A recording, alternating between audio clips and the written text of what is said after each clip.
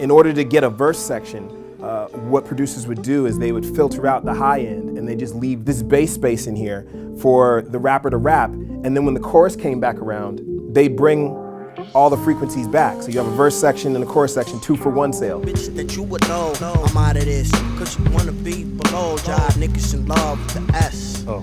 Y'all niggas in love with the S.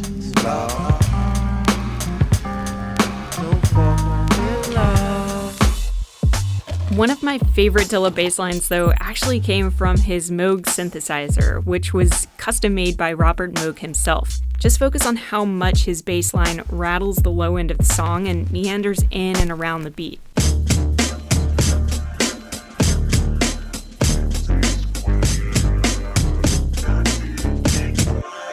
He was very meticulous about, what was going to kind of ooze and lay back a little bit. You listen to his Moog bass, it couldn't care less if it got there on time, but somehow it does. He internalized every possible technique used in hip-hop and expanded upon it, and he did so with just an intense love and curiosity of sounds, and a lot of patience.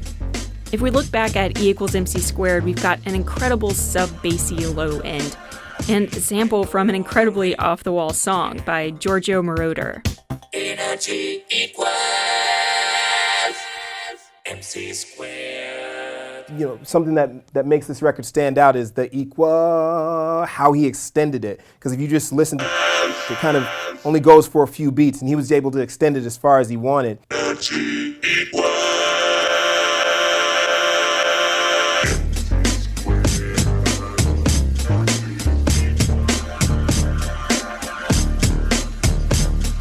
There are so many songs that show J Dilla's ability to flip a sample, but there's one that gives me goosebumps every time I hear it. I can't stand to see you cry now, baby, now. A lot of people think sampling is easy because they're like, oh, they're just listening to the melody on top, but they're not thinking about what the instruments below that lead melody are doing and how they're playing a role in the beat. The first 40 seconds of Don't Cry is just a few long loops of the Escorts' I Can't Stand to See You Cry. He barely did anything with them. He's basically saying, this is all I have to work with. At 40 seconds, though, he says, now look what I can do with this MPC.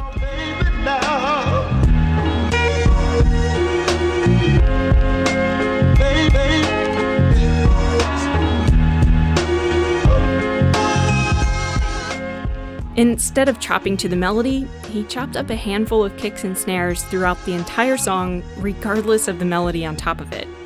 And like little puzzle pieces, he resequenced those kicks and snares to create this entirely new, dream-like song.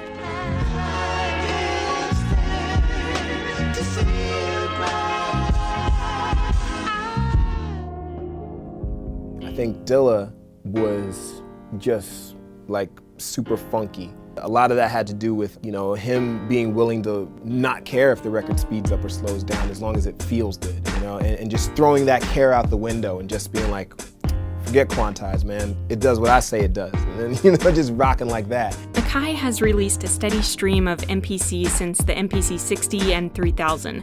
They've gotten glossier, more high-tech, more portable, and more integrated into digital audio workstations than ever before.